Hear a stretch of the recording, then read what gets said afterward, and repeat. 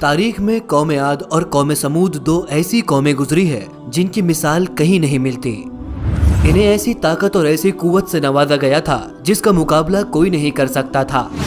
اس قوم کے جیسا نہ ہی ان سے پہلے کسی کو بنایا گیا، نہ ہی اس کے بعد اللہ تعالیٰ نے ان جیسا کسی کو بنایا۔ آج ہمارے دین کی بات میں ہم بات کریں گے قوم سمود کے بارے میں، تو ہمارے اس ویڈیو کو آخر تک ضرور دیکھیں۔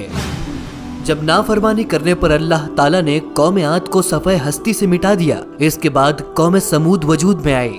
یہ قوم عاد کی نسل میں سے ہی تھی، اس لیے اسے دنیا کی دوسری طاقتور ترین قوم کہا جاتا تھا۔ یہ قوم حجر کے علاقے میں آباد تھی، اس کے بعد آہستہ آہستہ ان کی آبادی میں اضافہ ہونے لگا۔ اگر حجر کی بات کی جائے تو یہ شہر حجاز سے قریب میں ہی واقع ہے اور آج کے وقت اسے مدائن صالح کے نام سے جانا جاتا ہے۔ اللہ تعالیٰ نے انہیں بے پناہ طاقت اور قوت دی تھی، اور ساتھ ہی ساتھ ان کے پاس بہترین قسم کے پھل اور باقی ساری نعمتیں بھی موجود تھیں۔ اگر تاریخ کی کتابوں کا مطالعہ کیا جائے تو قوم سمود کے لوگوں کا قد 40 ہاتھ کے برابر بتایا گیا ہے، اور اگر بات کی جائے ان کی اوسطاً عمر کی تو یہ تقریباً 900 سے 1000 سال تھی۔ جسمانی اعتبار سے یہ ہمیشہ ہی جوان نظر آتے، نہ ہی انہیں کسی قسم کی بیماریاں گھیرتی، اور نہ ہی اس وقت کوئی دوسری مخلوق ان پر غالب آ سکتی تھی۔ تو ایک سوال یہ بنتا ہے کہ آخر اتنی طاقتور قوم اور اتنی ساری نعمتیں ہونے کے بعد بھی اللہ تعالیٰ نے ان پر عذاب کیوں اتارا؟ آخر اس کی وجہ کیا تھی؟ اللہ تعالیٰ نے قوم سمود کے لوگوں کو میٹھے پانی کی نہریں، سرسبز و شاداب باغات اور پتھریلی زمین پر ہر قسم کے پھل کی نعمتوں سے نوازا تھا۔ ان کے پاس یہ ہنر بھی حاصل تھا کہ یہ بڑے بڑے پہاڑوں کو تراش کر اس میں اپنے گھر بنایا کرتے تھے۔ اللہ تعالیٰ کی اتنی ساری نعمتیں اور بے پناہ طاقت ملنے کی وجہ سے یہ لوگ سرکش ہو چکے تھے، اور یہ اللہ تعالیٰ کی وحدانیت کو للکار کر اپنے ہاتھوں سے بنائے ہوئے بتوں کی پوجا کرنے لگے، اور یہ لوگ یہ بھی بھول بیٹھے کہ ہمارے سے پہلے والی قوم پر اللہ تعالیٰ نے اسی گناہ کی وجہ سے دردناک عذاب دیا تھا۔ اللہ تعالیٰ نے اس قوم کی ہدایت کے لیے اپنے نبی حضرت صالح علیہ السلام کو ان کی جانب بھیجا۔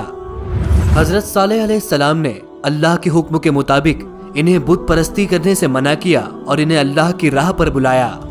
قوم کے سردار صالح علیہ السلام سے یہ کہنے لگے کہ ہر وہ نبی جسے اللہ تعالیٰ نے بھیجا وہ اپنے ساتھ کسی قسم کا معجزہ لے کر آیا، تم بھی ہمیں کسی قسم کا معجزہ دکھاؤ۔ حضرت صالح علیہ السلام نے سرداروں سے کہا کہ تم کون سا معجزہ دیکھنا چاہتے ہو؟ سرداروں نے کہا کہ سامنے جو پہاڑی ہے وہاں سے ایک ایسی اونٹ آئے جو کہ گابن ہو، اور وہ یہاں پر آتے ہی بچے کو جنم دے، ساتھ ہی وہ ہم سب کے لیے دودھ بھی دے، اور وہ دنیا کی سب سے خوبصورت ترین اونٹنی ہو، اور ساتھ ہی وہ اونٹنی ایسی بھی ہو جس کا کوئی ماں باپ نہ ہو۔ جب حضرت صالح علیہ السلام نے اللہ کی بارگاہ میں دعا کی تو ایک حاملہ اونٹنی سامنے کی چٹان سے نکلی، اور آتے ہی ساتھ اس اونٹنی نے ایک خوبصورت بچے کو جنم دیا۔ لوگوں نے اس کے تھن سے دودھ نکالا، اس اونٹنی نے اتنا دودھ دیا، اس اونٹنی کے دودھ سے وہاں کھڑے ہوئے سبھی لوگ سیراب ہوئے۔ جب قوم کے لوگوں اور سرداروں نے اس معجزے کو دیکھا تو وہ سارے ہی لاجواب ہو گئے۔ قوم کے سردار اور وہاں کھڑے ہوئے لوگ صالح علیہ السلام سے یہ کہنے لگے کہ یہ تو سراسر ایک جادو ہے، اور اس طرح اللہ کے ایک نبی کا معجزہ دیکھنے کے بعد بھی یہ لوگ اپنی باتوں سے مکر گئے۔ اس طرح انہوں نے ایمان لانے سے انکار کیا اور اپنے کفر و شرک پر اسی طرح ڈٹے رہے۔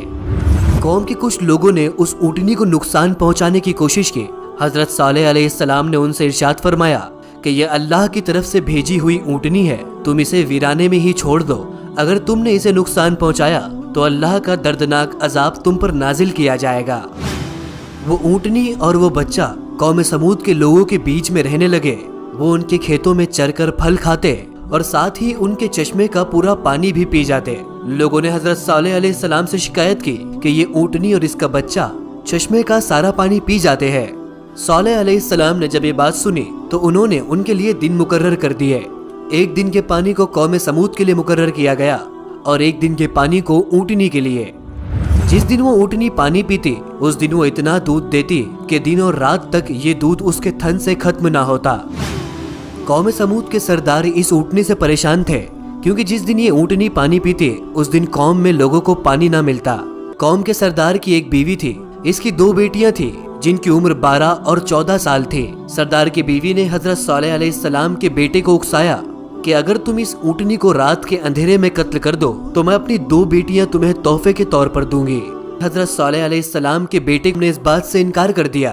وہ عورت نے قوم کے لوگوں میں یہ اعلان کر دیا کہ جو بھی اس اونٹنی کا قتل کرے گا میں اپنی دونوں بیٹیاں اس کے حوالے کر دوں گی۔ جب یہ خبر قوم سمود نے 2 لوگوں کے کان تک پہنچی تو 2 نوجوانوں نے مل کر اونٹنی کو قتل کر دیا۔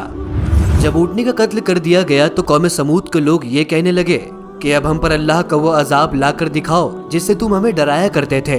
جب اونٹنی کو لوگوں نے قتل کر دیا تو انہوں نے حضرت صالح علیہ السلام کو قتل کرنے کا بھی ارادہ بنایا۔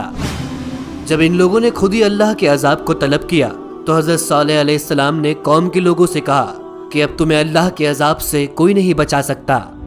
اس قوم میں 9 افراد ایسے تھے جنہوں نے حضرت صالح علیہ السلام کو قتل کرنے کا ارادہ بنایا تھا، لیکن اللہ کی مصلحت ایسی ہوئی کہ ان 9 افراد پر اللہ تعالیٰ نے پتھروں کی بارش کی اور انہیں اسی رات میں ہلاک کر دیا۔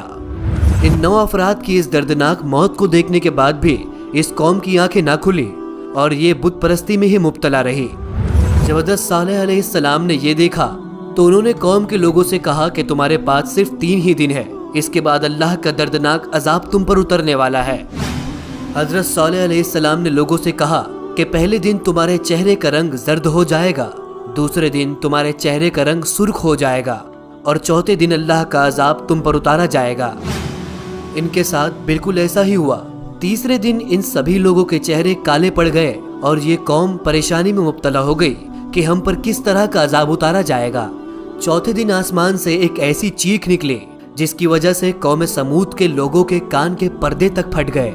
ان کی روحیں ان کا جسم چھوڑنے لگی اور تھوڑے ہی وقت میں یہ جہاں پر موجود تھے وہیں پر زمین پر گر پڑے اور تڑپ کر سب ہلاک ہو گئے۔